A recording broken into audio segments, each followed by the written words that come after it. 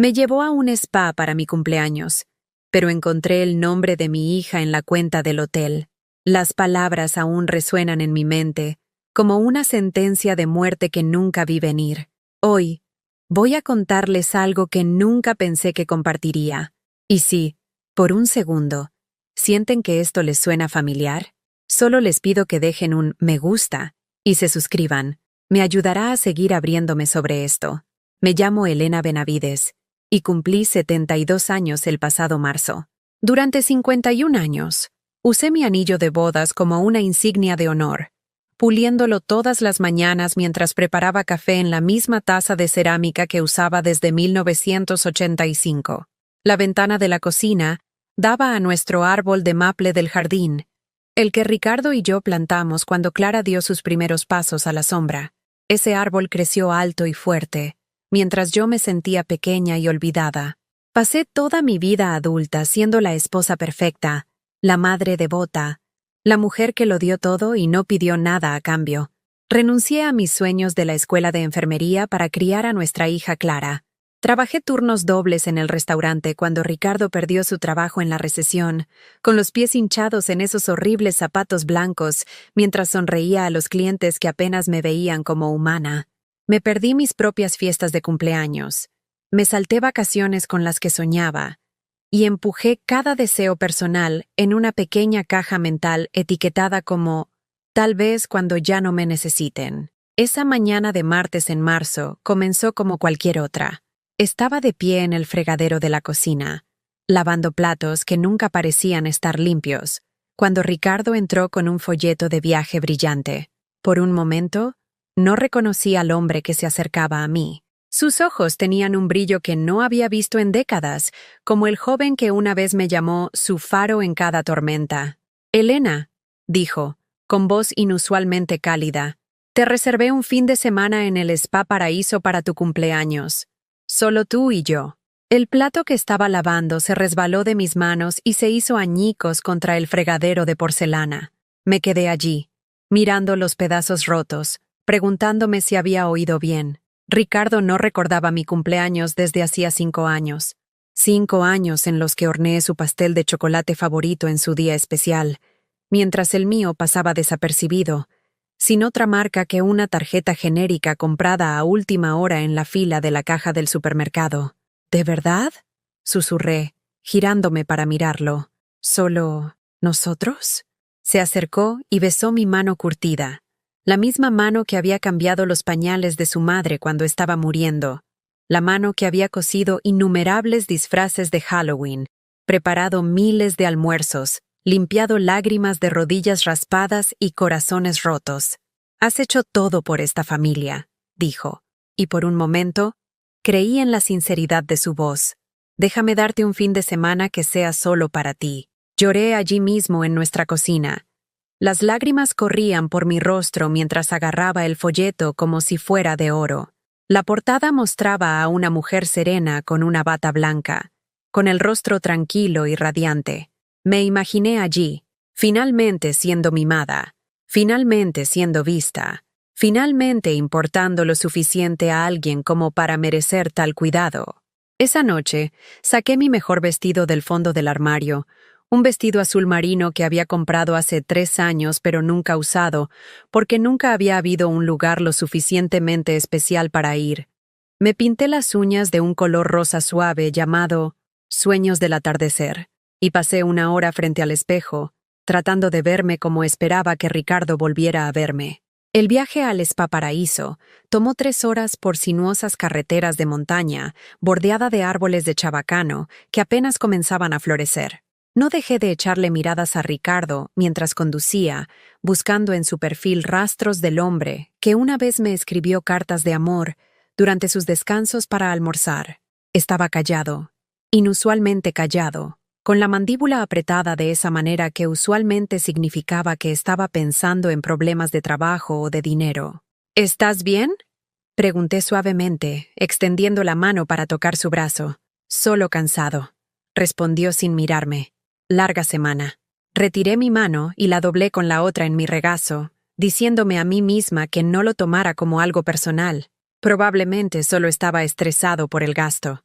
El spa parecía caro en las fotos. Y sabía que nuestros ingresos fijos no dejaban mucho espacio para lujos. Tal vez se lo estaba pensando. Tal vez ya se estaba arrepintiendo de este gesto de bondad. Cuando llegamos al resort, me quedé sin aliento. Era incluso más hermoso que en el folleto. Todo piedra natural y ventanales que daban a un lago prístino. El vestíbulo olía a lavanda y eucalipto, y una suave música de piano flotaba de altavoces ocultos. Me sentía mal vestida con mi atuendo cuidadosamente elegido, de repente consciente de cuánto tiempo había pasado desde que había estado en un lugar que requería algo más que la ropa del supermercado. En el mostrador de registro, Ricardo entregó su tarjeta de crédito y habló con la joven detrás del mostrador. «La reservación debe estar a nombre de mi hija», dijo casualmente. «Clara Benavides». Parpadeé, confundida. «¿Clara? ¿Por qué estaría a nombre de Clara?» Ricardo se rió rápidamente, el sonido forzado y extraño. «Es solo como tuve que reservarlo en línea. Algo técnico con el sitio web. No te preocupes». El empleado del mostrador sonrió cortésmente y nos entregó nuestras tarjetas de acceso. Habitación 347. Los ascensores están a la vuelta de la esquina. Disfruten su estancia. Mientras caminábamos hacia los ascensores, algo frío se instaló en mi estómago. ¿Por qué reservaría un fin de semana de spa para nosotros a nombre de nuestra hija? Clara vivía a 4 horas de distancia, en la Ciudad de México, y rara vez llamaba, y mucho menos ayudaba a planificar escapadas románticas para sus padres. Nuestra habitación era impresionante. Una suite de esquina con una cama king size, cubierta con sábanas blancas tan crujientes que parecían nieve fresca. Unas puertas francesas se abrían a un balcón privado con vistas al lago, donde los patos se deslizaban por la superficie como pinceladas vivientes sobre una pintura. Había batas de baño afelpadas colgadas en el armario, y lujosos artículos de tocador colocados en la encimera de mármol del baño. Pero algo no se sentía bien. No había flores. No había champán. Ni chocolate en la almohada, ni detalles románticos que esperarías para una celebración de cumpleaños. La habitación se sentía más como una transacción comercial que como un gesto romántico. Estéril a pesar de su lujo. Esa noche, me vestí cuidadosamente para cenar, esperando poder recuperar algo de la magia de nuestros primeros años juntos. Pero Ricardo se quejó de un dolor de cabeza antes de que siquiera llegáramos al restaurante y se fue a la cama inmediatamente después de que el servicio de habitaciones entregara una simple comida que comimos en silencio incómodo. Esa noche me quedé despierta, escuchando la respiración de Ricardo y mirando el techo. Pensé en todas las noches que me había quedado despierta con él cuando tuvo gripe, trayéndole sopa y paños fríos. Recordé haber cuidado a su madre durante su enfermedad final, mientras él estaba demasiado ocupado con el trabajo para ayudar. Pensé en las cenas que había cocinado, la ropa que había doblado, el hogar que había administrado mientras él se enfocaba en su carrera y sus pasatiempos, y en todo lo que importaba más que la mujer que mantenía su vida funcionando sin problemas. El hombre que dormía a mi lado, de espaldas a mí, se sentía como un extraño. A la mañana siguiente, Ricardo se fue temprano para lo que dijo era una cita para un masaje. Decidí visitar la recepción para preguntar sobre la programación de mis propios tratamientos de spa. Tal vez un facial o un masaje para ayudarme a relajarme y disfrutar de lo que se suponía que era mi fin de semana especial. La joven de la recepción revisó mi reservación con una sonrisa amistosa. «Permítame buscar los detalles de su reservación», dijo, con los dedos tecleando en el teclado. «Y le imprimiré una copia del recibo para sus archivos». «Oh, eso no es necesario», empecé a decir, pero ya estaba imprimiendo algo. Me entregó el papel con la misma sonrisa cortés. «Aquí tiene, señora Benavides. ¿Hay algo más en lo que pueda ayudarla hoy?» Tomé el recibo automáticamente, con los ojos escudriñando los detalles impresos, sin realmente enfocarme, hasta que una línea hizo que mi sangre se convirtiera en agua helada en mis venas. Huésped principal, Clara Benavides. El papel tembló en mis manos. Lo leí de nuevo, segura de que me había equivocado, pero allí estaba, en tinta negra clara, el nombre de mi hija como la huésped principal en lo que se suponía que era mi celebración de cumpleaños. Disculpe, dije, con la voz apenas un susurro. Esto dice Clara Benavides como la huésped principal, pero esto se supone que es para mi esposo y para mí. La empleada de la recepción pareció confundida y volvió a mostrar la reservación en su pantalla. Aquí muestra que la habitación fue reservada y pagada por Clara Benavides. Ricardo Benavides está listado como huésped adicional, y usted... Bueno, usted no está realmente listada en la reservación en absoluto. El vestíbulo comenzó a dar vueltas a mi alrededor. Me aferré al borde del mostrador de mármol para evitar caerme cuando la verdad me golpeó como un golpe físico. Esto no era mi sorpresa de cumpleaños. Esto no era que Ricardo finalmente recordara cómo amarme. Esto era algo completamente diferente. Algo que involucraba a mi hija y a mi esposo que no se suponía que descubriera. Tropecé de regreso a nuestra habitación con las piernas inestables, el recibo agarrado en mi mano temblorosa como evidencia de un crimen que aún no entendía. Ricardo aún no había regresado, probablemente disfrutando de su masaje, mientras yo me desmoronaba en el vestíbulo del hotel, finalmente viendo la verdad que me había sido oculta. Me senté en el borde de esa cama blanca perfecta, aún con el atuendo esperanzador que había elegido para una celebración de cumpleaños que nunca fue para mí, y sentí que algo se abría en mi pecho, no mi corazón, porque eso sugeriría algo limpio y repentino. Esto era más desordenado, más profundo, como el sonido de unos cimientos cediendo después de años de soportar más peso del que estaba diseñado para manejar. Durante 51 años, había estado cargando una carga que nunca debería haber tenido que soportar sola. Y ahora, en esta hermosa habitación que ni siquiera estaba reservada a mi nombre, toda la estructura de mi vida finalmente se estaba derrumbando. Me senté en esa habitación de hotel durante lo que parecieron horas, mirando el recibo que había destrozado mi mundo. Pero a medida que el impacto comenzó a desaparecer, los recuerdos comenzaron a inundarme. Recuerdos que había reprimido, explicado, o simplemente ignorado porque la verdad era demasiado dolorosa para enfrentar. Clara siempre había sido la niña de papá. Incluso de bebé, se estiraba hacia Ricardo en el momento en que entraba por la puerta, sus pequeños brazos extendiéndose hacia él mientras yo estaba en un segundo plano, manchada de fórmula y exhausta por las noches sin dormir. Me dije que era natural, incluso saludable. Un padre debería adorar a su hija, pero en algún momento, esa adoración se había convertido en algo completamente diferente. Recordé las peleas que habíamos tenido cuando Clara tenía 16 años.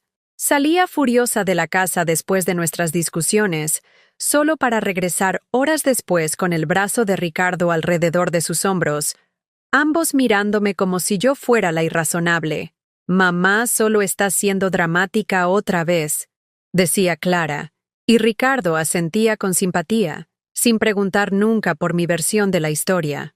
Cuando Clara fue a la universidad, fui yo quien trabajó turnos extra para ayudar a pagar su matrícula. El salario de Ricardo cubría lo básico, pero los extras, las cuotas de su hermandad, los viajes de vacaciones de primavera, la costosa computadora portátil que absolutamente necesitaba, esos venían de mis propinas y horas extras. Me dolían tanto los pies algunas noches que apenas podía caminar desde el coche hasta la puerta de nuestra casa. Pero nunca me quejé. Eso es lo que hacen las madres, me dije. Nos sacrificamos. Pero fue Ricardo quien se llevó el crédito. Él era el que la visitaba en el fin de semana de los padres, encantando a sus amigos y profesores mientras yo me quedaba en casa trabajando. Él era a quien llamaba cuando tenía problemas con novios o necesitaba consejos sobre su futuro. Yo era solo la mujer que enviaba paquetes de cuidado y tarjetas de cumpleaños que a menudo no eran reconocidos. Después de graduarse, Clara se mudó a la Ciudad de México para un trabajo de marketing. Visitaba tal vez 3 veces al año, generalmente en las vacaciones, e incluso entonces parecía más interesada en pasar tiempo con su padre que conmigo.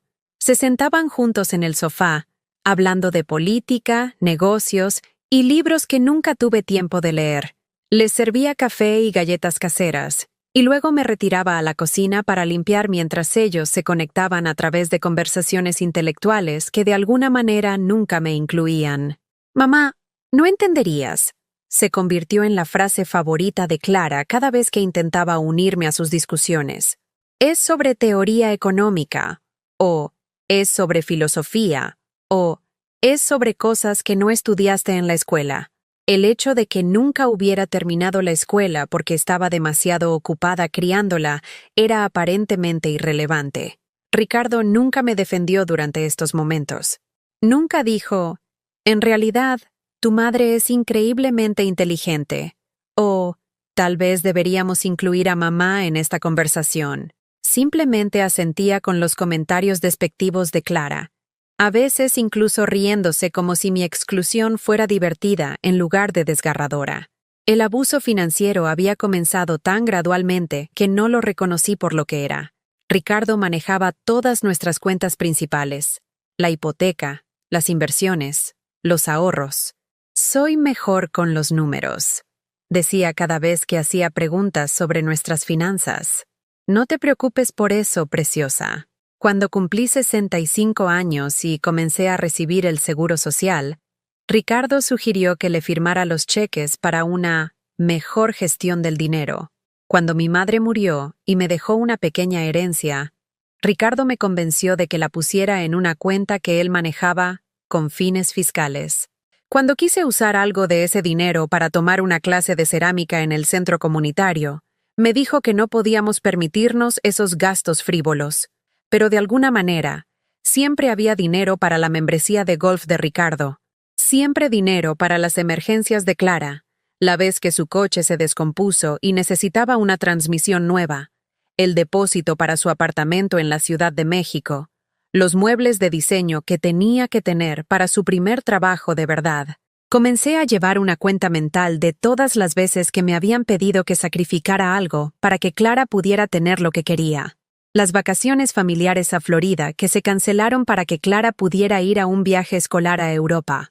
La cena de aniversario que Ricardo olvidó porque estaba ayudando a Clara a mudarse al dormitorio de su universidad. La Navidad en que mi regalo fue una tarjeta de regalo genérica, mientras que Clara recibió joyas, aparatos electrónicos y ropa que costaron más de lo que yo gastaba en comestibles en 6 meses. Necesitamos priorizar el futuro de Clara, decía Ricardo cada vez que cuestionaba estas decisiones. Apenas está empezando en la vida. Ya tuvimos nuestras oportunidades. ¿Las tuvimos? ¿Cuándo exactamente se me dio la oportunidad de perseguir mis sueños? De ser apoyada y celebrada y priorizada. ¿Cuándo alguien en esta familia preguntó qué quería Elena? ¿Qué necesitaba Elena? ¿Qué podría hacer feliz a Elena? La respuesta era nunca. Ni una sola vez en 51 años de matrimonio, Ricardo me había preguntado qué quería hacer con mi vida, qué sueños aún albergaba, qué metas podría querer perseguir. Simplemente se esperaba que estuviera agradecida por cualquier migaja de atención y afecto que quedara después de que se satisficieran las necesidades de todos los demás. Durante la pandemia, cuando el mundo se detuvo y las familias se vieron obligadas a pasar meses juntas en espacios reducidos, pensé que tal vez las cosas cambiarían. Tal vez Ricardo y yo nos redescubriríamos. Tal vez recordaríamos por qué nos enamoramos en primer lugar. En cambio, Ricardo pasó la mayor parte de su tiempo en videollamadas con Clara. Hablaban durante horas sobre sus frustraciones laborales, su vida amorosa, la renovación de su departamento. Ella también estaba trabajando desde casa y, al parecer, necesitaba apoyo emocional constante para superar el aislamiento. Ricardo estaba feliz de proporcionarlo, a menudo desapareciendo en su oficina para estas maratónicas conversaciones mientras yo estaba sola en la sala de estar, preguntándome cuándo me había vuelto invisible en mi propia casa. Clara está luchando mucho con estar sola, explicaba Ricardo cuando le preguntaba por qué pasaba tanto tiempo hablando con ella. Ella nos necesita ahora. ¿Pero qué pasa con lo que yo necesitaba? ¿Qué pasa con el hecho de que yo también estaba luchando, aislada de mis pocos amigos, incapaz de trabajar porque el restaurante había cerrado temporalmente? ¿Qué pasa con el hecho de que estaba cuidando a un esposo cada vez más distante mientras veía a mi hija monopolizar la única relación que se suponía que me sostendría en tiempos difíciles? Fue entonces cuando comencé a notar los otros cambios. Ricardo comenzó a tomar duchas más largas, a prestar más atención a su apariencia. Compró ropa nueva, atuendos casuales, de aspecto más juvenil, que afirmaba eran más cómodos para trabajar desde casa. Empezó a hacer ejercicio en el garaje, algo que no había hecho en años, y comenzó a teñirse el pelo gris. Cuando lo felicité por estos cambios, se encogió de hombros. Solo trato de mantenerme sano, decía. Trato de sentirme joven otra vez. Supuse que estaba teniendo algún tipo de crisis de la mediana edad, tal vez motivada por el miedo al envejecimiento o a la jubilación. Traté de ser solidaria, a pesar de que sus nuevos hábitos a menudo me excluían. Daba largos paseos sin invitarme. Desaparecía durante horas en recados misteriosos que nunca explicaba en detalle, y las llamadas telefónicas con Clara se hicieron aún más frecuentes, a menudo sucediendo a puerta cerrada. A veces escuchaba risas, el tipo de risa íntima y conspirativa que solía estar reservada para las conversaciones entre nosotros. Cuando preguntaba qué les parecía tan divertido, Ricardo decía, «Oh, solo una broma interna. No lo entenderías». Cada vez más, me sentía como una extraña en mi propia familia, como una ama de llaves o cuidadora en lugar de una esposa y madre.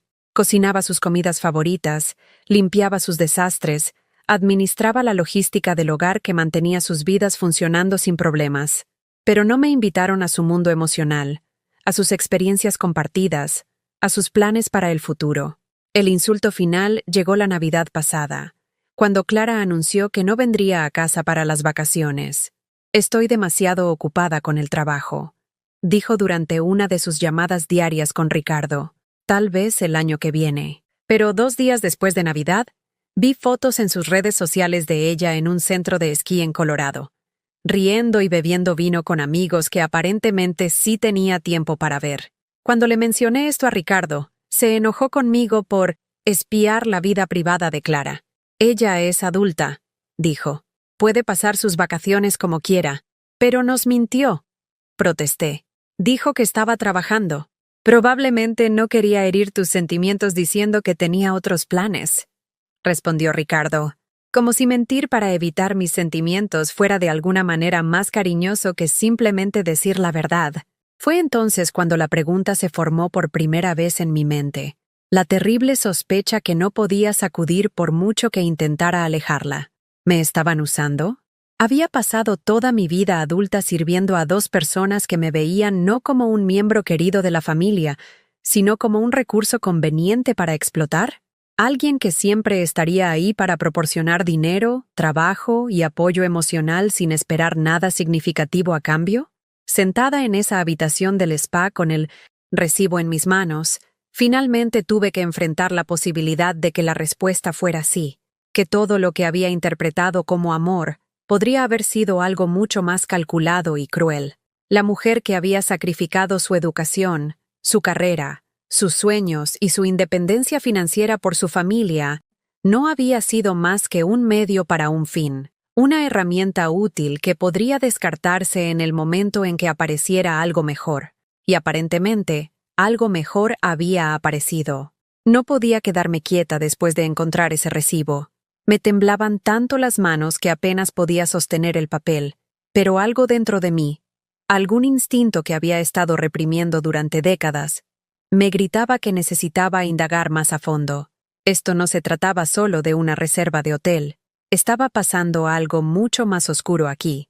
Ricardo había estado fuera durante más de 1 hora, supuestamente recibiendo un masaje. Me levanté de la cama con las piernas inestables y caminé hacia su maleta, que estaba abierta en el estante de equipaje cerca de la ventana. Durante 51 años, había respetado su privacidad, nunca revisando sus pertenencias, nunca cuestionando sus explicaciones. Había sido la esposa perfecta y confiada. Esa mujer murió en el momento en que vi el nombre de Clara en ese recibo. Con dedos temblorosos, comencé a buscar en su ropa. Al principio, no encontré nada inusual, solo los artículos típicos que esperarías que un hombre empacara para un fin de semana de spa. Pero luego, escondido debajo de su pijama en un pequeño compartimento con cremallera, encontré un sobre. Dentro había fotos, no fotos familiares, no el tipo de fotos que un padre guarda de la graduación o la boda de su hija. Eran fotos íntimas de Clara, recientes, según su peinado. Llevaba ropa que nunca había visto antes. Atuendos caros que debían haber costado más que mi presupuesto mensual de comestibles. Y en cada foto, sonreía a la cámara con una expresión que nunca había usado conmigo. Coqueta, seductora, amorosa. Mi estómago se revolvió. Corrí al baño y tuve arcadas sobre el inodoro, mi cuerpo rechazando lo que mi mente intentaba procesar. Cuando pasaron las náuseas, me obligué a volver a mirar, con la esperanza de haber malinterpretado lo que estaba viendo.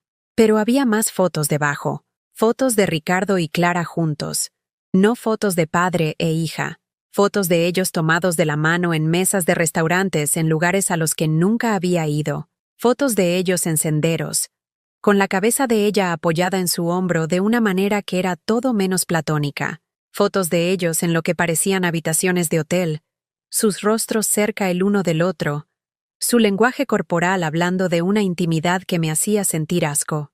En el fondo del sobre había un recibo de una joyería en la Ciudad de México, un recibo de una pulsera de plata, comprada hace 3 meses, grabada con las palabras, para Clara, por siempre nosotros. La habitación comenzó a dar vueltas. Me aferré al marco de la puerta del baño para evitar colapsar cuando el horror total de lo que estaba descubriendo se abatió sobre mí como un tsunami. Mi esposo y mi hija. Mi esposo y mi hija. Las palabras se repetían en mi mente como un disco rayado. Cada repetición hacía que la realidad fuera más insoportable. ¿Cuánto tiempo había estado pasando esto? ¿Cuántas de sus conversaciones durante la pandemia habían sido sobre algo más que apoyo emocional? ¿Cuántas veces les había servido café y galletas mientras planeaban esto? ¿Cuántas veces me había preocupado porque Clara estuviera sola mientras en realidad estaba llevando a cabo una aventura con mi esposo? Encontré más evidencia en el neceser de Ricardo. Recibos de restaurantes en la Ciudad de México, donde afirmaba estar asistiendo a conferencias de negocios. Recibos de hotel de fines de semana, en los que decía que estaba visitando a su hermano en Monterrey. Estados de cuenta de tarjetas de crédito que mostraban cargos por compras de lencería y cenas caras para 2. El descubrimiento más devastador fue un pequeño cuaderno guardado entre sus camisas. En la letra de Ricardo había fechas, horas y lo que parecía ser un horario de sus reuniones. Algunas entradas se remontaban a casi 2 años. 2 años de traición sistemática, de mentiras, de una doble vida que se había llevado a cabo justo debajo de mis narices, mientras yo me preocupaba por ser una buena esposa y madre. Una entrada hizo que mi sangre se helara. Es sospechosa por llamadas. Necesito ser más cuidadoso. Otra. Sé preocupada por dinero. Recordarle sobre herencia cuando fallezca. Y la más reciente. Fin de semana del spa oportunidad perfecta. No sospechará nada. Habían estado planeando este viaje no como una sorpresa de cumpleaños para mí, sino como una escapada romántica para ellos. Se suponía que yo era la coartada, la cómplice inconsciente de mi propia humillación. Probablemente se habían reído de lo fácil que sería engañarme, de lo confiada y estúpida que era. Escuché pasos en el pasillo fuera de nuestra habitación. Ricardo regresaba.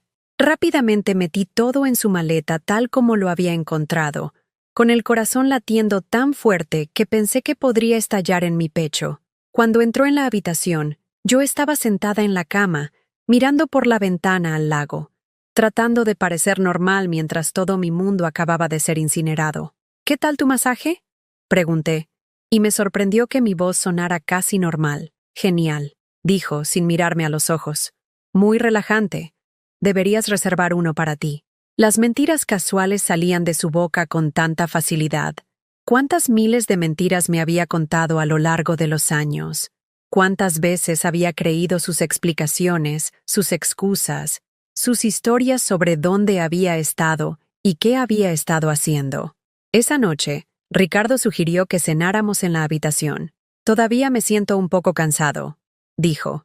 Pidamos el servicio a la habitación y tengamos una noche tranquila. Una noche tranquila. Mientras estaba sentada frente a él, picando comida que no podía saborear, observándolo enviar mensajes de texto en su teléfono con la misma sonrisa secreta que había visto en esas fotos, me di cuenta de que todo este fin de semana probablemente estaba coreografiado.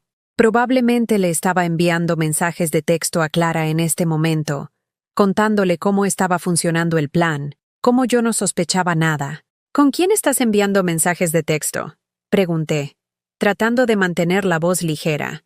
Solo cosas del trabajo, respondió sin levantar la vista. Ya sabes cómo es. Sí sabía cómo era. Sabía que me estaba mintiendo a la cara mientras estaba sentado a 1 metro de distancia de mí. Sabía que el hombre que había amado y en quien había confiado durante más de 5 décadas era capaz de una crueldad que no podía haber imaginado en mis peores pesadillas. Después de la cena, Ricardo afirmó otro dolor de cabeza y se fue a la cama temprano.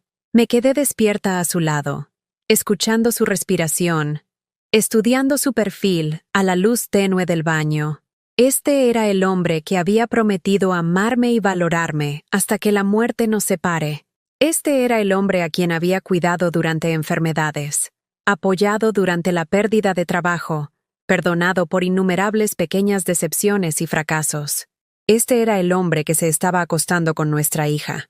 A la mañana siguiente, mientras Ricardo estaba en la ducha, su teléfono vibró con un mensaje de texto. Sin pensar, lo tomé y vi el nombre de Clara en la pantalla. La vista previa mostró lo suficiente para que mi corazón se detuviera. No puedo esperar a verte cuando ella se vaya. Te amo, papi. Te amo, papi. Las palabras eran como ácido en mis venas. El apodo que ella le había puesto desde la infancia, ahora convertido en algo obsceno y antinatural. ¿Cómo había pasado esto? ¿Cómo había criado a una hija capaz de tal traición? ¿Cómo me había casado con un hombre que podía aprovecharse de su propia hija y destruir a su esposa simultáneamente? Cuando Ricardo salió del baño, yo estaba sentada en la silla junto a la ventana, completamente vestida y sosteniendo mi bolso. «Quiero ir a casa», dije. «¿Qué? ¿Por qué? Tenemos otra noche aquí». «No me siento bien. Creo que me estoy enfermando». Parecía molesto en lugar de preocupado. «¿No puedes simplemente descansar aquí? Ya hemos pagado la habitación». Nosotros. Como si esto alguna vez se tratara de nosotros. Como si este fin de semana alguna vez hubiera sido para ambos. «Quiero irme a casa ahora», repetí, y algo en mi tono debió haberle advertido que no discutiera más. El viaje a casa fue silencioso, excepto por la radio que sonaba suavemente de fondo. Miré por la ventanilla del pasajero el paisaje que pasaba, viéndolo todo con nuevos ojos. La cafetería donde Ricardo y yo tuvimos nuestra primera cita ahora parecía sórdida y triste. La iglesia donde nos habíamos casado parecía un monumento a mi propia ingenuidad. Incluso nuestro vecindario, cuando finalmente llegamos a nuestra entrada, se sentía extraño y poco acogedor. Esa noche, me senté sola en nuestra sala de estar después de que Ricardo se había ido a la cama, rodeada de fotos familiares que ahora se sentían como evidencia en un caso penal, fotos de la boda, donde ambos nos veíamos tan jóvenes y llenos de esperanza, fotos de las fiestas de cumpleaños de Clara, de las mañanas de Navidad, de las vacaciones familiares. En cada foto, ahora podía ver lo que me había perdido antes. La forma en que la atención de Ricardo siempre se centraba en Clara, la forma en que ella lo miraba con una adoración que iba más allá del afecto normal entre padre e hija. ¿Había estado ciega? ¿O simplemente había visto lo que quería ver? ¿Había ignorado las señales de advertencia porque la verdad era demasiado horrible para reconocerla? ¿O habían sido tan buenos para ocultarme su enfermedad?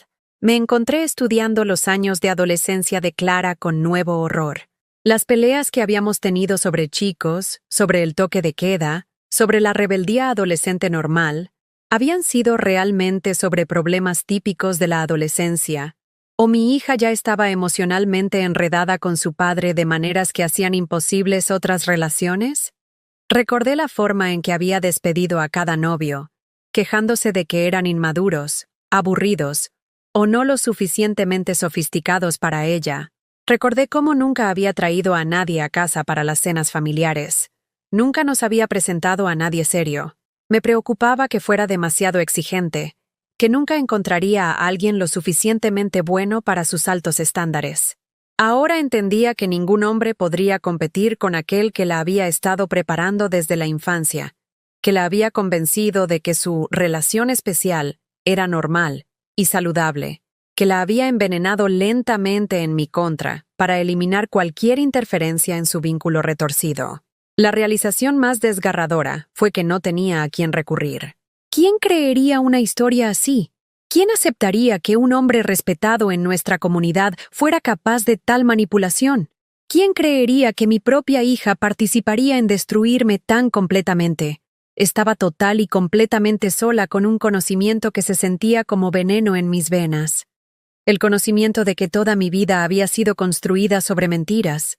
El conocimiento de que las dos personas que más amaba en el mundo me veían no como familia, sino como un obstáculo a eliminar.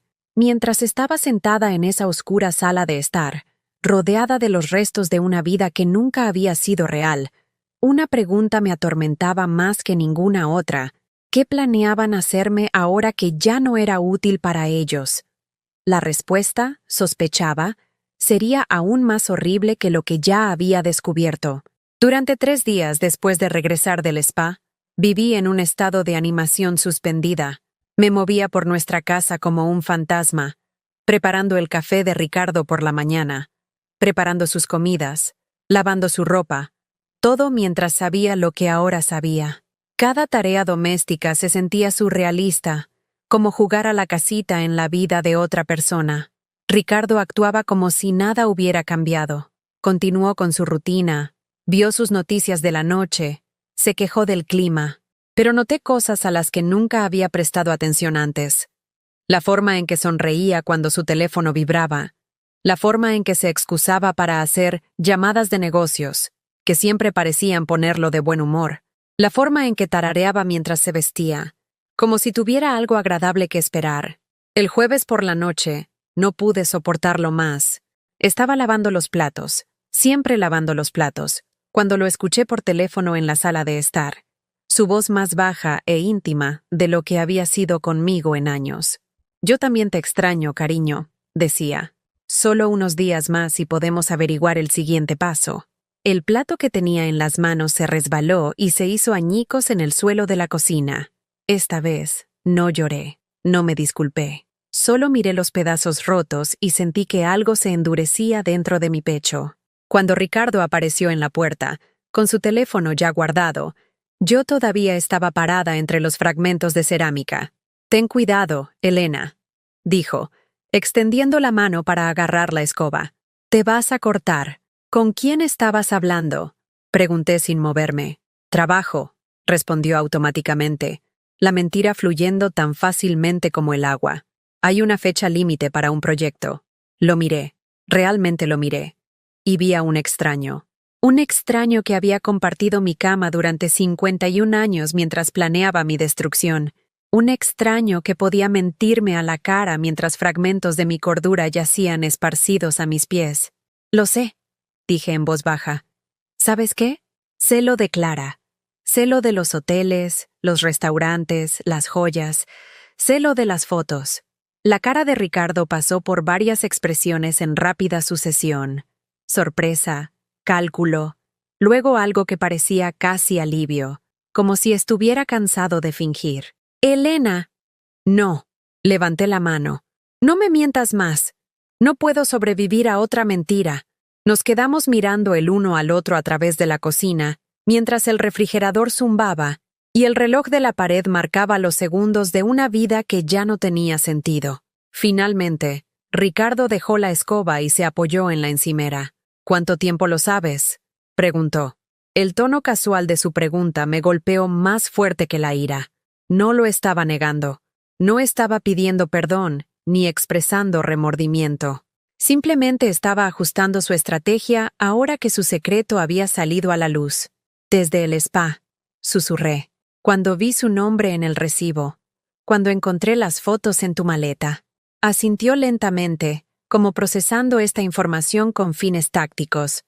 Me preguntaba cuándo te darías cuenta. «Has estado actuando raro». Raro. Estaba actuando raro porque había descubierto que mi esposo estaba teniendo una aventura con nuestra hija, y su principal preocupación era cómo podría incomodarlo. «¿Cuánto tiempo?», pregunté. «¿Cuánto tiempo ha estado pasando esto?». «Comenzó durante la pandemia», dijo, y su voz en realidad se suavizó con lo que sonaba como cariño. Estábamos hablando mucho, conectando de formas que nunca antes habíamos hecho. Ella estaba sola, yo estaba solo. Tú eras, bueno, eras tú misma, siendo yo misma. ¿Qué crimen había cometido al ser yo misma? ¿Qué terrible ofensa había cometido al existir en mi propia casa? Es nuestra hija, dije, las palabras sintiéndose extrañas en mi boca. Es una mujer adulta, respondió Ricardo. Tiene 34 años, Elena. Puede tomar sus propias decisiones sobre con quién quiere estar. La preparaste. La acusación salió más fuerte de lo que sentía. La has estado preparando desde que era una niña. Por primera vez, la expresión de Ricardo se oscureció. No seas repugnante. Esto es entre dos adultos que consienten y que se preocupan el uno por el otro más de lo que puedes entender. ¿Se preocupan el uno por el otro? Me reí, y el sonido fue áspero y amargo. Querrás decir que encontraste una manera de controlarla que yo nunca pude, y ella encontró una manera de obtener lo que quería sin tener que ganárselo. Clara me ama, dijo Ricardo, y hubo emoción genuina en su voz por primera vez desde que comenzó nuestra conversación. Ella me entiende de maneras que tú nunca lo hiciste. Ella aprecia lo que tengo para ofrecer. ¿Lo que tienes para ofrecer? ¿Te refieres al dinero de mi herencia? ¿Mis cheques del seguro social? ¿La casa que ayudé a pagar? La mandíbula de Ricardo se tensó. Nunca has apreciado nada de lo que he hecho por esta familia. Lo has dado todo por sentado. Clara ve mi valía. El delirio era impresionante. En su mente, él era la víctima en este escenario. El pobre esposo, no apreciado, que se había visto obligado a buscar comprensión en otra parte. El hecho de que otra parte fuera su propia hija parecía ser un detalle menor. ¿A dónde va esto, Ricardo? Pregunté. ¿Cuál es el resultado final aquí? ¿Piensas divorciarte de mí y casarte con ella?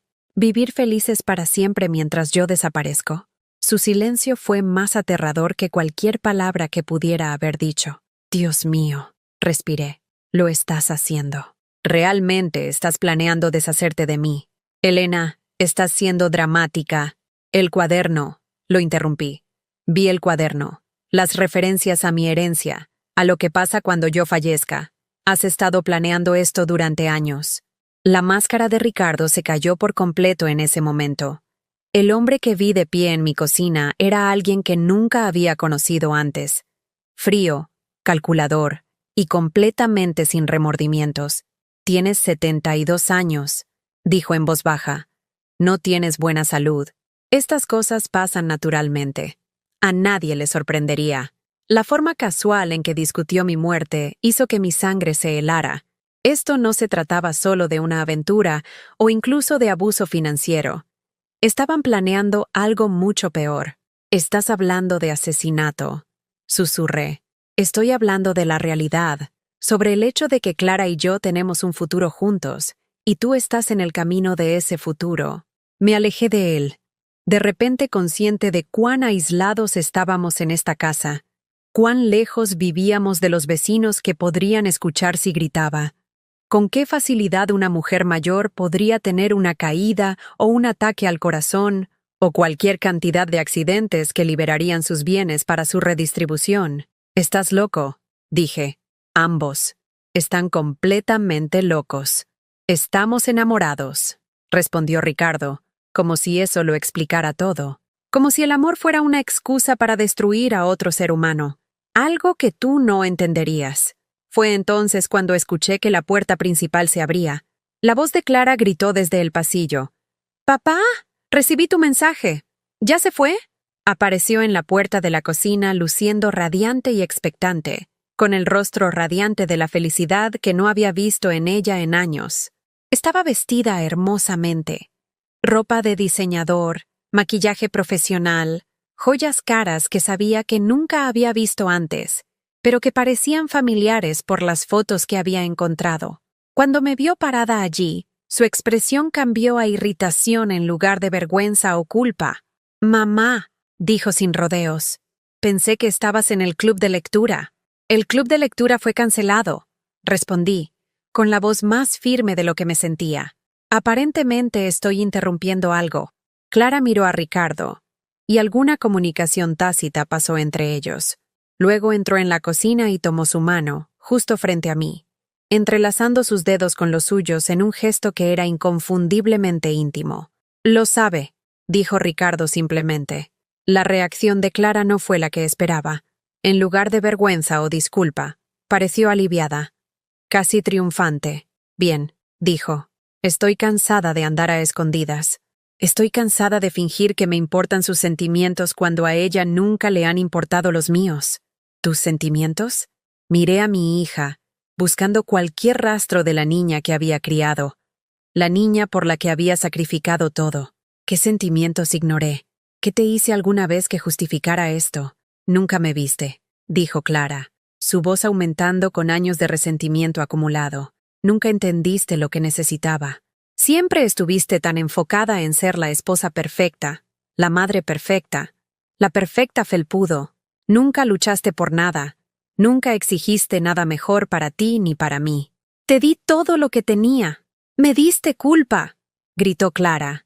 Me diste este ejemplo patético de lo que deberían ser las mujeres, agradecidas por las migajas, agradecidas por las sobras, siempre poniendo a todos los demás primero hasta que no quede nada de ti. Juro que nunca sería como tú. La crueldad en su voz fue como un golpe físico. Así era como me veía mi hija. No como una mujer que se había sacrificado por su familia, sino como un cuento con moraleja de la debilidad femenina. Así que, ¿decidiste acostarte con tu padre en cambio? Pregunté. ¿Esa es tu idea de la fuerza? Decidí tomar lo que quería por una vez en mi vida, respondió Clara. Papá me aprecia. Él ve mi valía. No me hace sentir culpable por tener ambiciones y deseos. Él te preparó, dije de nuevo, tratando desesperadamente de llegar a cualquier parte de mi hija que aún fuera salvable. Te manipuló para que pensaras que esto es normal, que esto es saludable. Deja de llamarlo preparación. La cara de Clara estaba ahora sonrojada de ira.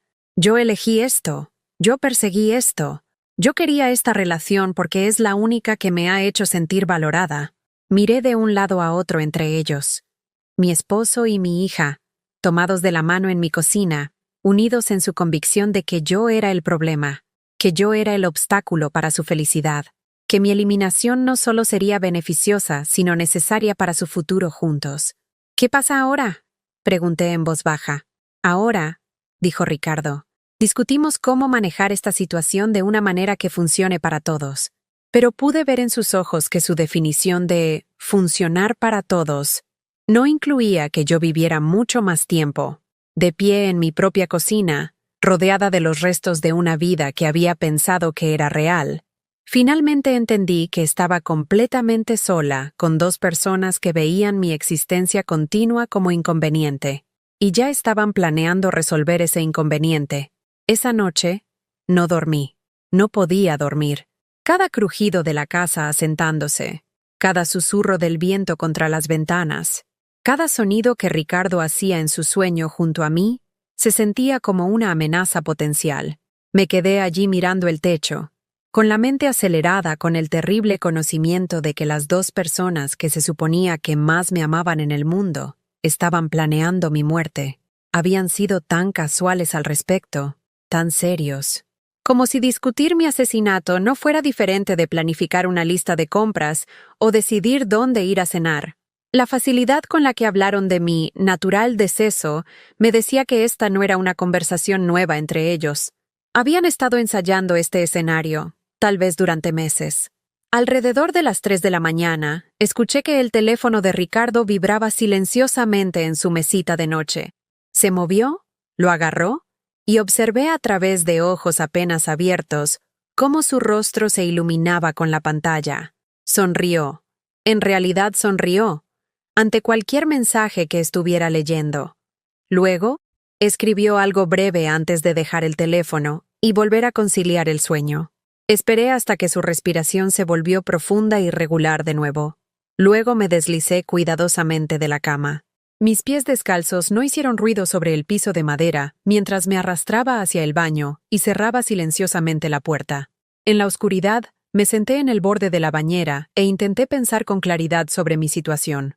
Era una mujer de 72 años sin amigos cercanos, sin familia, excepto las 2 personas que me querían muerta, y sin recursos propios, ya que Ricardo controlaba todas nuestras finanzas.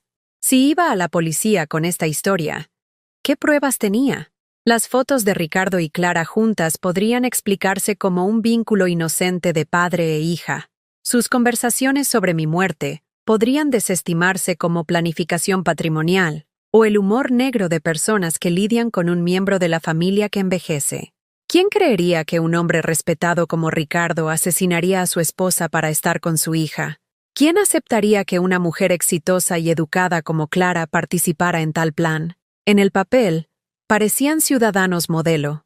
Yo parecía una mujer mayor, posiblemente senil, que hacía acusaciones escandalosas. Pero no podía simplemente esperar a que actuaran. No podía pretender que esta conversación no había sucedido y esperar que cambiaran de opinión. La frialdad en sus ojos, la forma en que me miraban como si ya me hubiera ido, no era algo de lo que la gente volviera.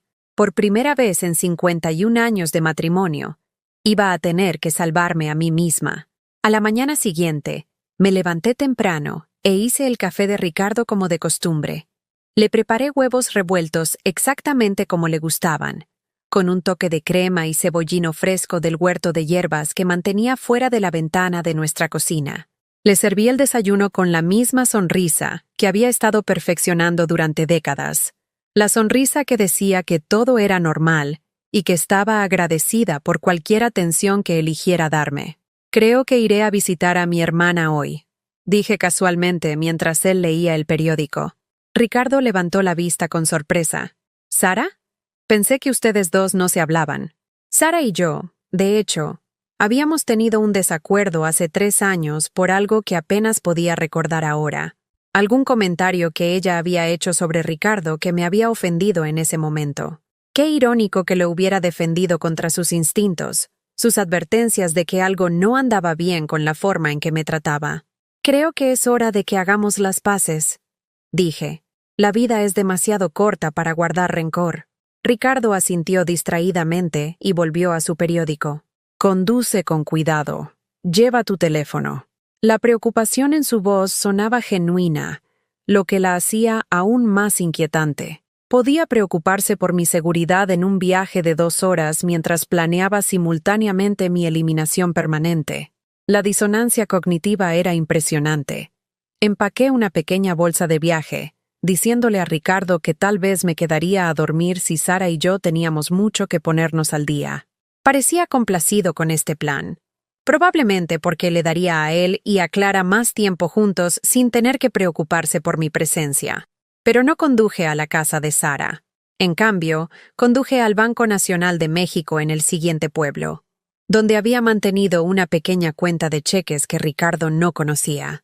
Era una cuenta que había abierto hace años con las propinas del restaurante, dinero que había ahorrado en incrementos de $20 y $50 y que nunca le había mencionado a nadie.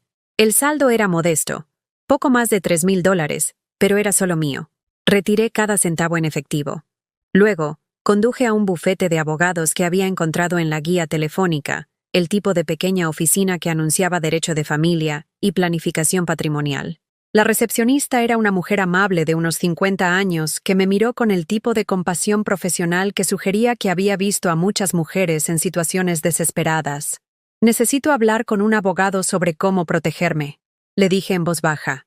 Creo que mi esposo podría estar planeando hacerme daño. Margarita Chen, ese era el nombre de la abogada. Escuchó mi historia con la atenta atención de alguien que había escuchado relatos similares antes. No pareció sorprendida por los detalles sobre la relación de Ricardo y Clara, ni desestimó mis temores sobre sus intenciones. El abuso emocional y financiero a menudo escala, dijo, tomando notas mientras yo hablaba. Y cuando la víctima comienza a resistirse o amenaza con exponer la situación, el peligro aumenta significativamente. Me ayudó a comprender mis opciones legales. Podía solicitar el divorcio y solicitar una orden de restricción, pero eso requeriría ir a los tribunales y hacer acusaciones públicas que quizás no pudiera probar. Podía denunciar su manipulación financiera a los servicios de protección de adultos, pero las investigaciones tomaban tiempo que quizás no tuviera. Lo que puedo hacer de inmediato, dijo Margarita, es ayudarla a asegurar sus activos y crear un plan de seguridad. Podemos cambiar los beneficiarios en cualquier cuenta a la que tenga acceso exclusivo, documentar sus amenazas y crear un rastro de papel que sería difícil para ellos encubrir si algo les sucede. Por primera vez en días, sentí una chispa de esperanza. Alguien me creía. Alguien se estaba tomando en serio mi situación y ofrecía ayuda concreta en lugar de frases hechas o despidos. Pasamos las siguientes 2 horas analizando mi situación financiera en detalle. Margarita estaba consternada por la medida en que Ricardo me había aislado de nuestros recursos compartidos, pero le impresionó que hubiera mantenido esa cuenta secreta. Esto demuestra previsión, dijo. Una parte de ti se ha estado preparando para este momento, incluso si no te diste cuenta conscientemente. Me ayudó a escribir un relato detallado de todo lo que había descubierto. Las fotos, los recibos, las entradas del cuaderno, las conversaciones sobre mi muerte. Hicimos múltiples copias y las guardamos en diferentes ubicaciones, incluida una en la oficina de Margarita y otra en una caja de seguridad que abrí esa misma tarde. Si algo le sucede, explicó Margarita, estos documentos garantizarán que la investigación vaya más allá de las causas naturales o los accidentes. La caja de seguridad se sintió como contratar una póliza de seguro sobre mi propia vida. Fue aterrador y empoderador al mismo tiempo. Esa noche, llamé a Sara desde un teléfono público en una gasolinera de camino a casa. Contestó al segundo timbre, con la voz cautelosa, pero no poco acogedora. «¿Elena? ¿Está todo bien?» «No», dije, y luego comencé a llorar. «Sara, necesito ayuda y no sé a quién más llamar. ¿Dónde estás? ¿Estás herida?» «Todavía no estoy herida, pero creo que Ricardo y Clara están planeando hacerme daño». Hubo una larga pausa. Luego, Sara dijo en voz baja, «Voy a buscarte. ¿Dónde estás?» «No puedo irme todavía. Necesito reunir más pruebas primero.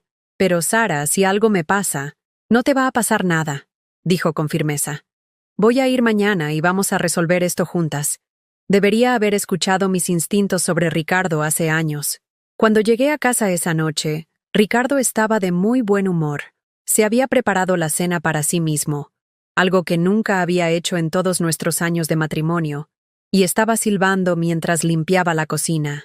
«¿Cómo estuvo tu visita con Sara?», preguntó, pareciendo genuinamente interesado en mi respuesta.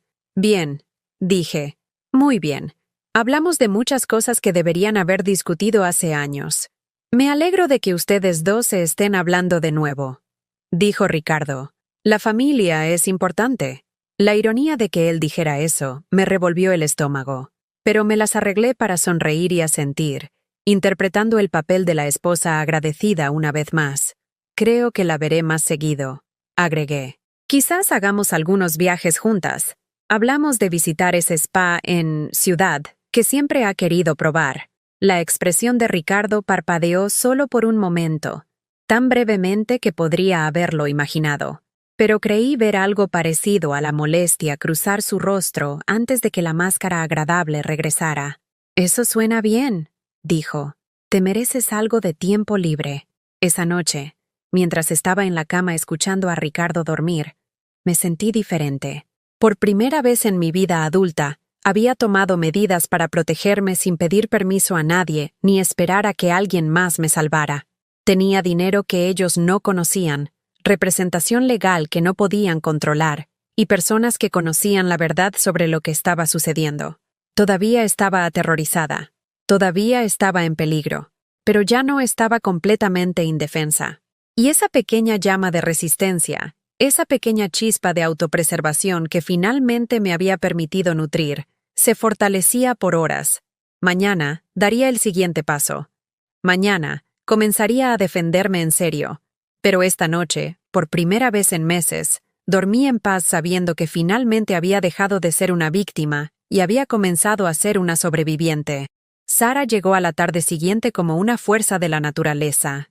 Observé a través de la ventana de la cocina cómo su onda plateado entraba en nuestro camino de entrada. Y por primera vez en meses, sentí que tenía una aliada. Se veía exactamente igual a como la recordaba, canosa, con ojos agudos y que se comportaba con la confianza de una mujer que nunca había permitido que nadie disminuyera su valía. Ricardo estaba en el trabajo, o al menos eso es donde había dicho que iba. En estos días, asumí que cada ausencia era en realidad tiempo que pasaba con Clara. Cada reunión de negocios era en realidad otra sesión de planificación para mi eliminación. «Dios mío, Elena», dijo Sara en el momento en que me vio. «Pareces un fantasma». Lo parecía. Había perdido 9 kilos durante el último mes, y mi ropa colgaba holgada de un cuerpo que siempre había sido robusto. Mi cabello, que siempre había mantenido cuidadosamente peinado, estaba flácido y sin vida. Pero mis ojos habían cambiado más. Ya no albergaban la aceptación derrotada que había caracterizado mi expresión durante años. Ahora ardían con algo que Sara reconoció de inmediato. «Te ves enfadada», dijo, y no fue una crítica, fue admiración. «Lo estoy», respondí. Finalmente estoy enfadada». Pasamos la tarde repasando todo lo que había descubierto. Sara examinó las copias de las fotos que había hecho, leyó las entradas del cuaderno que había transcrito y estudió los documentos financieros que Margarita me había ayudado a organizar. Con cada prueba, su expresión se oscurecía. «Esto está más allá de lo enfermo», dijo finalmente. «Elena, no solo están planeando robarte, están planeando matarte». Escuchar a alguien más decirlo lo hizo real de una manera que no lo había sido antes. Sara me creía completamente, sin preguntas ni dudas, y su certeza validó mis propios temores. «Lo sé», dije. «La pregunta es, ¿qué hago al respecto?» Llamamos a la policía, llamamos a los servicios sociales, nosotros, y les decimos ¿qué? ¿Que mi esposo y mi hija están teniendo una aventura y hablando de mi muerte? Sara, mira esto desde fuera. Ricardo es un miembro respetado de la comunidad. Clara tiene una carrera exitosa. Soy una mujer de 72 años sin testigos y nada más que evidencia circunstancial. Sara se quedó callada por un largo momento, entendiendo la imposible posición en la que me encontraba. Finalmente preguntó, «¿Qué quieres que pase aquí, Elena? ¿Cómo sería la justicia para ti?» La pregunta me sorprendió porque nadie me había preguntado qué quería antes, ni en mi matrimonio, ni en mi relación con Clara, ni en ningún aspecto de mi vida. Había pasado tantas décadas respondiendo a las necesidades de otras personas que había olvidado que se me permitía tener mis propias preferencias. «Quiero que enfrenten las consecuencias», dije lentamente. «Quiero que pierdan las cosas que más valoran. Quiero que se sientan tan indefensos y traicionados como me han hecho sentir a mí. Entonces, debemos ser más inteligentes que ellos», dijo Sara. «Necesitamos tenderles una trampa». Esa noche, cuando Ricardo llegó a casa, yo estaba en la cocina preparando la cena como de costumbre, pero Sara estaba sentada en nuestra mesa del comedor, claramente visible desde donde Ricardo estaba de pie en la puerta. «Sara», dijo, con voz cuidadosamente neutral, «esto es inesperado». «Hola, Ricardo», respondió ella con frialdad. «Elena y yo hemos estado teniendo una conversación muy interesante». Observé el rostro de Ricardo con atención mientras procesaba esta información. Sus ojos se movieron entre Sara y yo, calculando lo que podríamos haber discutido, evaluando el nivel de amenaza. «Me alegro de que ustedes dos estén hablando de nuevo», dijo finalmente. «Las relaciones familiares son muy importantes». «Sí», estuvo de acuerdo Sara. «Realmente lo son. Elena me ha estado contando todo sobre su dinámica familiar reciente». La palabra «dinámica» quedó flotando en el aire como un arma cargada. La mandíbula de Ricardo se tensó casi imperceptiblemente, pero su voz siguió siendo agradable cuando respondió. «Espero que no te esté aburriendo con nuestra rutina doméstica», dijo. «Oh, todo lo contrario», respondió Sara. «Sus arreglos domésticos son fascinantes, muy poco convencionales». Ricardo se excusó para cambiarse de ropa, pero pude ver las ruedas girando en su cabeza. Se preguntaba cuánto sabía Sara, cuán problemático podría llegar a ser, si necesitaba ajustar su calendario. Mientras estaba arriba, llamé rápidamente a Clara usando el teléfono de la casa. «¿Clara? Soy mamá. ¿Podrías venir esta noche? Hay algo que debemos discutir como familia». «¿Qué tipo de algo?» La voz de Clara era sospechosa. Sara está aquí de visita y está haciendo algunas preguntas incómodas sobre nuestras finanzas. Creo que sería mejor si todos habláramos juntos. Era un cebo brillante, y Clara lo tomó de inmediato. Voy para allá. 20 minutos después, Clara entró en nuestra sala de estar donde Sara, Ricardo y yo estábamos sentados en un triángulo de tensión. Clara se veía hermosa como siempre, perfectamente vestida, perfectamente maquillada, irradiando la confianza de alguien que creía que tenía el control total de la situación. «Sara», dijo con falsa calidez. «¡Qué sorpresa!». «Hola, Clara», respondió Sara. «Te ves bien. Radiante. Incluso». El cumplido fue pronunciado con el filo suficiente para que la sonrisa de Clara flaqueara ligeramente. «¿Mamá dijo que tenías preguntas sobre las finanzas?». Clara dirigió esto a Sara, con la clara esperanza de controlar la conversación. «Oh, tengo preguntas sobre mucho más que finanzas», dijo Sara. «Tengo preguntas sobre los recibos del hotel y las compras de joyas y algunas fotografías muy interesantes». El silencio que siguió fue ensordecedor. Ricardo y Clara intercambiaron una mirada que confirmó todo lo que había sospechado sobre su coordinación. «No estoy segura de lo que estás insinuando», dijo Ricardo con cautela. «No estoy insinuando nada», respondió Sara. «Estoy afirmando hechos. Elena me ha mostrado una gran colección de pruebas que documentan su relación con su hija». «Estás equivocada», comenzó Clara. «¿Lo estoy?». Sara sacó una carpeta de su bolso. «Porque tengo copias de todo aquí mismo. Las fotos, los recibos, el cuaderno que documenta sus planes para la muerte natural de Elena». Ricardo se puso de pie abruptamente. «Esto es ridículo. Elena, obviamente estás teniendo algún tipo de colapso. Siéntate, Ricardo», dije en voz baja. El tono de mi voz sorprendió a todos, incluyéndome a mí misma. No era la voz de la esposa complaciente a la que estaban acostumbrados. Era la voz de una mujer que finalmente había dejado de preocuparse por mantener la paz. Dije, «Siéntate». Ricardo se sentó. «Ahora», continué, «vamos a tener una conversación honesta por una vez. No más mentiras, no más manipulación, no más fingir. Sara lo sabe todo.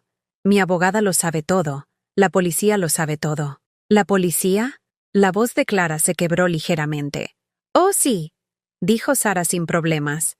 «Visitamos la estación esta tarde. Presentamos un informe sobre abuso financiero a personas mayores y amenazas contra la vida de Elena. Sorprendente lo en serio que se toman ese tipo de acusaciones hoy en día». Esto era una mentira. Aún no habíamos ido a la policía, pero Ricardo y Clara no lo sabían. «Ambos están locos», dijo Clara, pero su bravuconería se estaba agrietando. «Nadie creerá esta historia». «Quizás no», dije. «Pero investigarán, y las investigaciones tienen una forma de descubrir todo tipo de información interesante. Registros bancarios, imágenes de seguridad del hotel, registros telefónicos. Asombroso lo que las autoridades pueden reconstruir cuando comienzan a buscar». Ricardo estaba calculando de nuevo. Podía verlo en sus ojos. Estaba tratando de determinar si esto era una farol o si sus planes cuidadosamente construidos estaban realmente en peligro.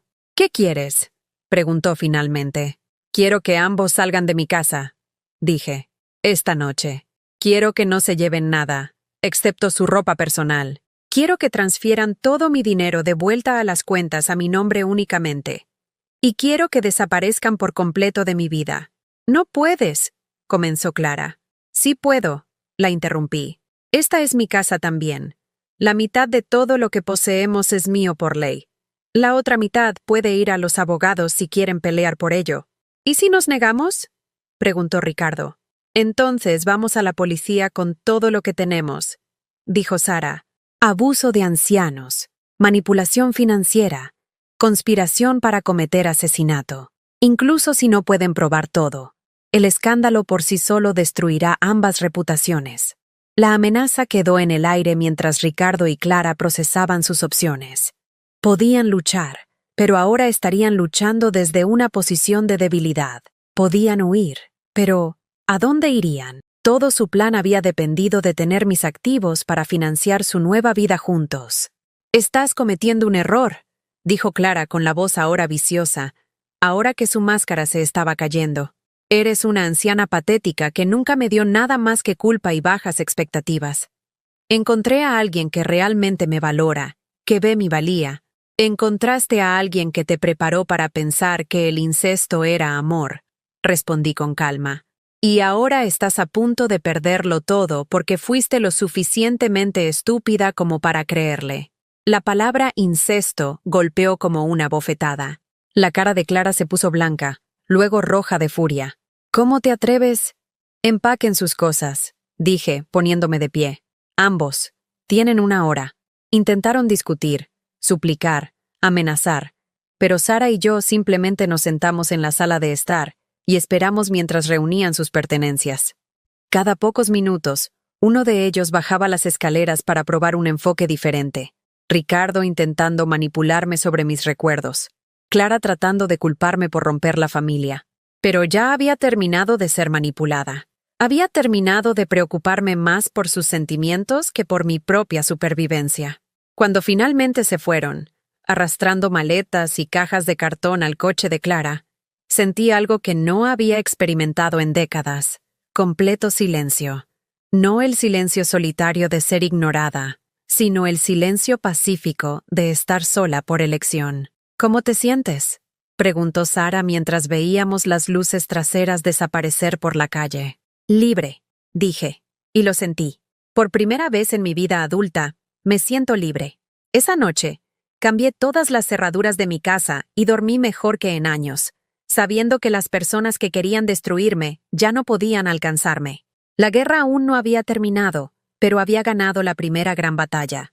La primera mañana que me desperté sola en mi casa se sintió como volver a nacer. La luz del sol entraba a raudales por las ventanas del dormitorio, ventanas que abrí de par en par por primera vez en años, dejando que el aire fresco reemplazara la atmósfera estancada de secretos y mentiras que me había asfixiado durante tanto tiempo. Preparé café para una persona. Preparé huevos revueltos para una persona. Me senté a la mesa de la cocina leyendo el periódico, sin que nadie comentara mi velocidad de lectura, ni criticara las secciones en las que elegí concentrarme. El silencio ya no estaba vacío, estaba lleno de posibilidades. Sara se había quedado 3 días después de la confrontación, ayudándome a cambiar contraseñas, cerrar cuentas conjuntas y comenzar el proceso legal de protegerme. Pero ahora estaba de vuelta en casa, y yo estaba aprendiendo lo que significaba existir completamente para mí misma. La primera semana fue extraña. Me descubrí preparando el café de Ricardo por costumbre, luego recordando que se había ido y vertiéndolo en el fregadero. Comenzaba a preparar la cena para 2, luego me sorprendía y me reía del absurdo. 51 años de condicionamiento no desaparecen de la noche a la mañana, pero cada momento de realización se sintió como romper otra cadena. Margarita, mi abogada, me ayudó a comprender la magnitud de lo que Ricardo me había robado a lo largo de los años.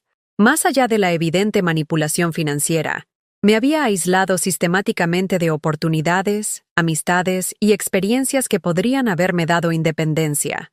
Me había convencido de que mis sueños eran tontos, mis ideas no tenían valor, y mi valor existía solo al servicio de los demás. El abuso económico es más que dinero, explicó Margarita durante una de nuestras reuniones. Se trata de crear una dependencia tan completa que la víctima no pueda imaginar sobrevivir sin el abusador. Pero estaba sobreviviendo. Más que eso, estaba empezando a prosperar. 2 semanas después de que Ricardo y Clara se fueron, hice algo que no había hecho en décadas. Fui de compras para mí misma, no para comestibles ni necesidades domésticas, sino para cosas que me trajeran alegría. Compré libros, novelas que siempre había querido leer pero para las que nunca había tenido tiempo. Compré materiales de arte, recordando cuánto me había gustado pintar antes de que el matrimonio y la maternidad consumieran toda mi energía creativa.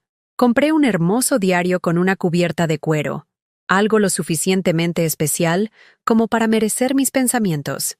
La vendedora de la tienda de arte era una joven con dedos manchados de pintura y ojos amables. Cuando me preguntó en qué medio me interesaba explorar, me di cuenta de que no recordaba la última vez que alguien me había preguntado sobre mis preferencias, mis intereses, mis deseos. Solía pintar, dije vacilante. Acuarelas, sobre todo. Pero han pasado, bueno, probablemente 30 años. Nunca es demasiado tarde para volver a empezar, dijo. Y algo en su voz me recordó a quien solía ser antes de convertirme en la esposa de Ricardo y en la madre de Clara. La memoria muscular es asombrosa. Tus manos recordarán lo que tu corazón amaba. Compré acuarelas, pinceles, papel y un caballete que se plegaba para guardarlo fácilmente. Llevar esos suministros a mi coche se sintió como llevar a casa pedazos de mi antiguo yo. Esa noche, monté el caballete en la sala de estar, en el lugar donde solía estar la silla de Ricardo, la silla desde la que controlaba el mando a distancia de la televisión y dictaba nuestro entretenimiento nocturno. Pinté la vista desde mi ventana, el árbol de maple en nuestro patio trasero, ahora brillante con los colores del otoño que había estado demasiado exhausta para notar durante los otoños anteriores. Las primeras pinceladas fueron tentativas, inciertas, pero a medida que los colores fluían sobre el papel, algo dentro de mí comenzó a desbloquearse. No estaba pintando una obra maestra, estaba pintando mi camino de regreso a mí misma. Un mes después de reclamar mi casa, tomé una decisión que habría sido impensable solo semanas antes. Reservé un viaje. No un viaje práctico para visitar a la familia o atender asuntos de negocios, sino un viaje puramente egoísta para ver algo hermoso. Elegí San Miguel de Allende, Guanajuato, una ciudad que había soñado con visitar desde que leí sobre su distrito histórico en una revista hace años. ¿Estás segura de que quieres viajar sola?, preguntó Margarita cuando le conté sobre mis planes. ¿Después de todo lo que has pasado? Especialmente después de todo lo que he pasado, respondí.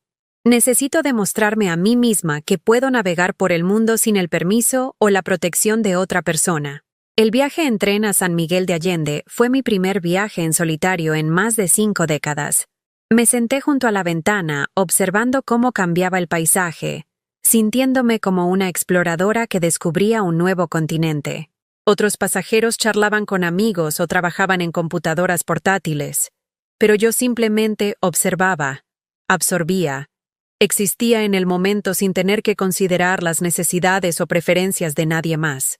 En San Miguel de Allende, me alojé en una pequeña posada dirigida por una mujer llamada Gabriela, que era cercana a mi edad, y tenía la calidez de alguien que entendía que la curación a menudo requería soledad. Mi habitación daba a un jardín donde el musgo español cubría antiguos árboles de roble como los propios cortinajes de encaje de la naturaleza. Pasé 3 días caminando por las plazas históricas, visitando galerías de arte y sentándome en parques donde podía dibujar y pintar sin que nadie me preguntara por qué no estaba haciendo algo más productivo con mi tiempo. Comí cuando tenía hambre, no cuando el reloj lo dictaba. Me quedé despierta leyendo hasta tarde, y dormí hasta que me desperté de forma natural. Hablé con extraños que no tenían ideas preconcebidas sobre quién se suponía que era. En mi última noche en San Miguel de Allende, me senté en un banco en el jardín principal, mientras el sol se ponía a través del dosel de los árboles. Un anciano que alimentaba a las palomas entabló una conversación, y cuando preguntó sobre mi vida, me encontré diciendo la verdad. Acabo de dejar un matrimonio de 51 años.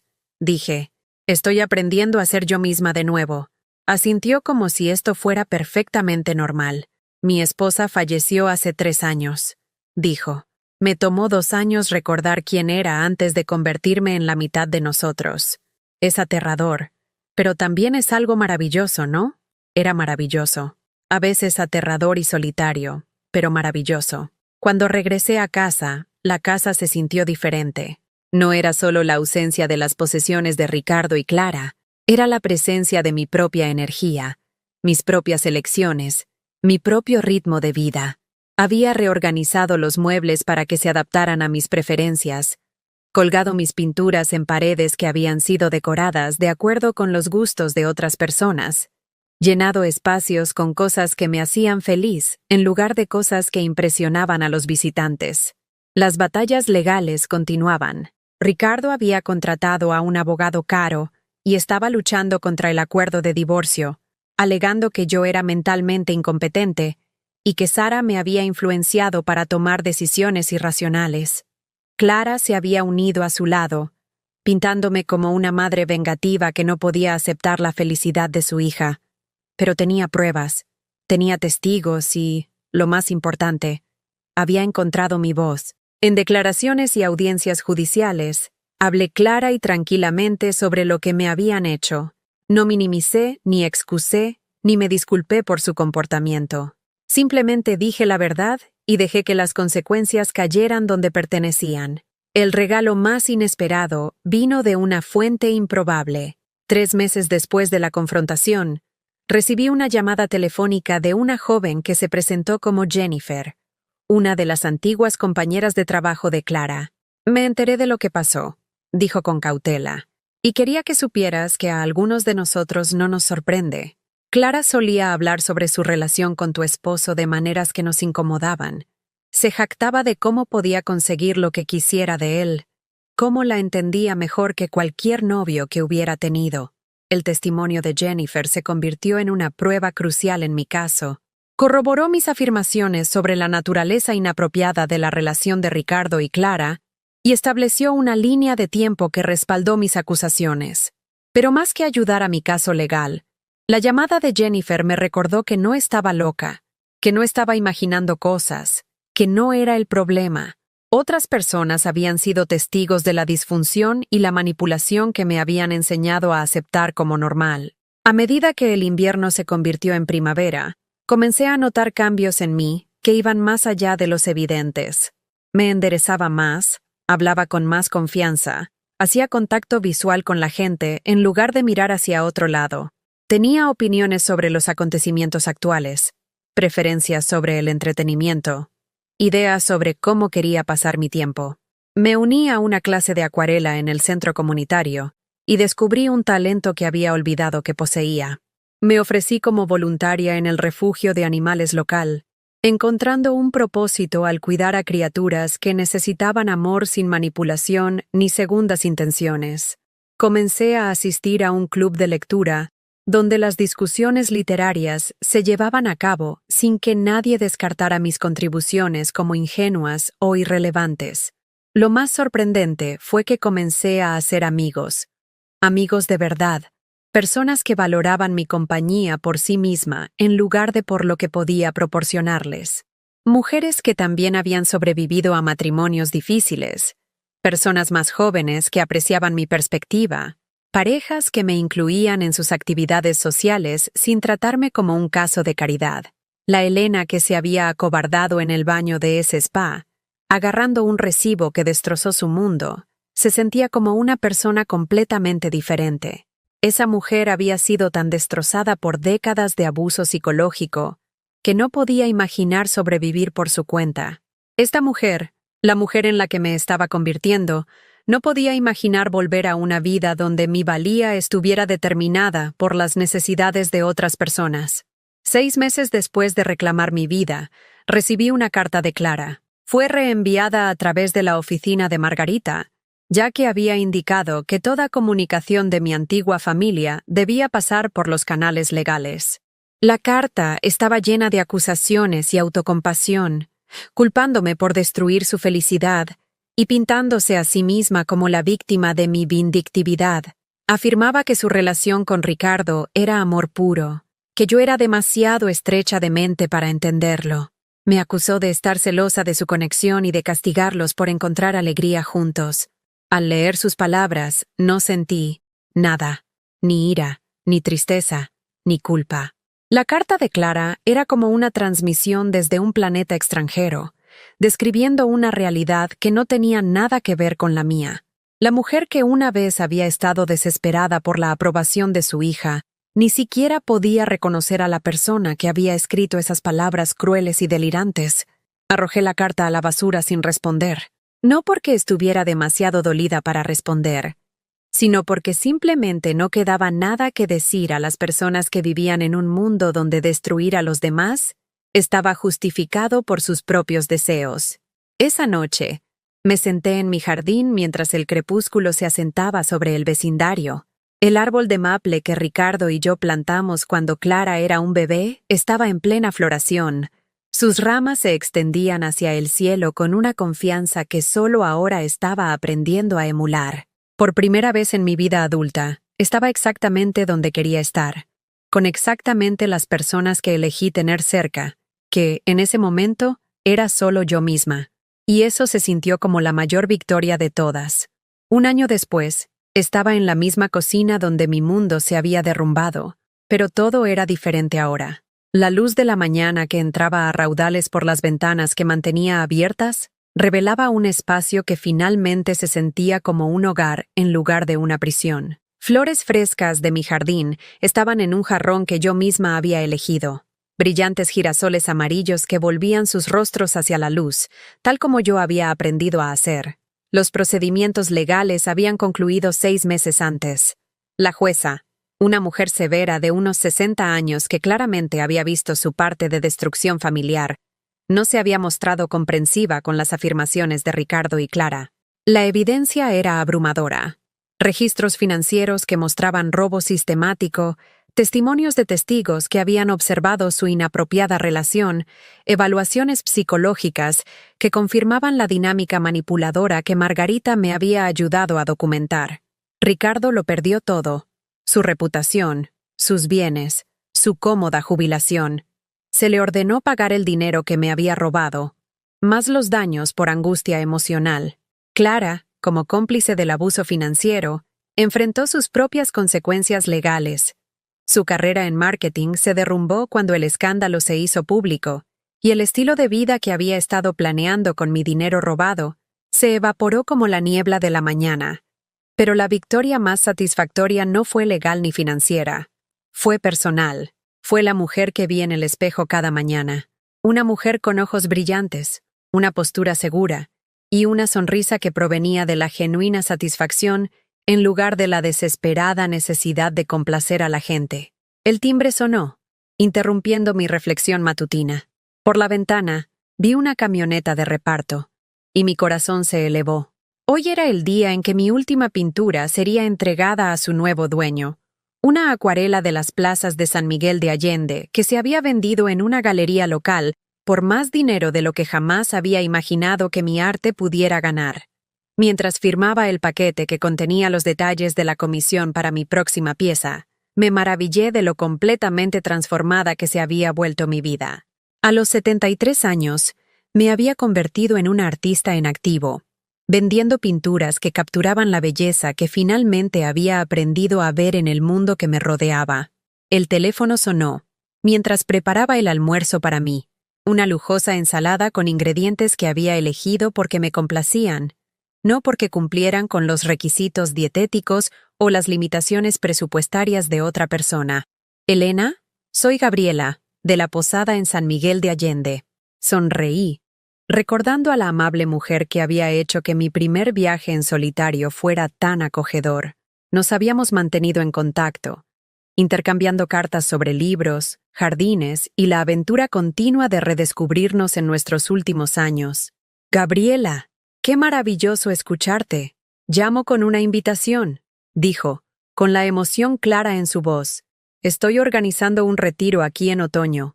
Un programa de una semana para mujeres que están comenzando nuevos capítulos en sus vidas. ¿Considerarías ser una de nuestras oradoras?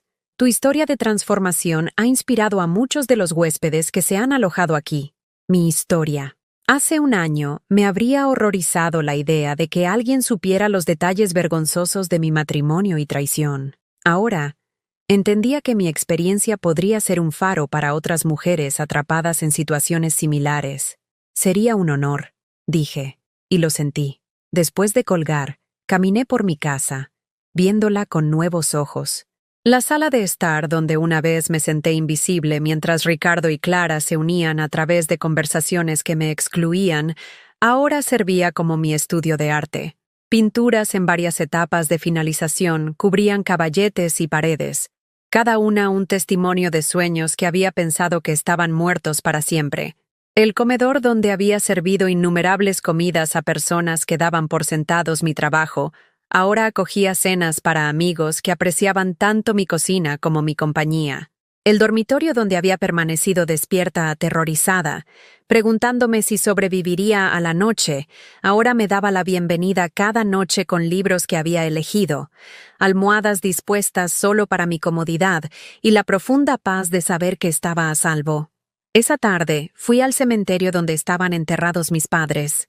Había evitado visitar sus tumbas durante años porque Ricardo siempre se quejaba del tiempo que tomaba, de los gastos de mantenimiento, de la mórbida morada en el pasado.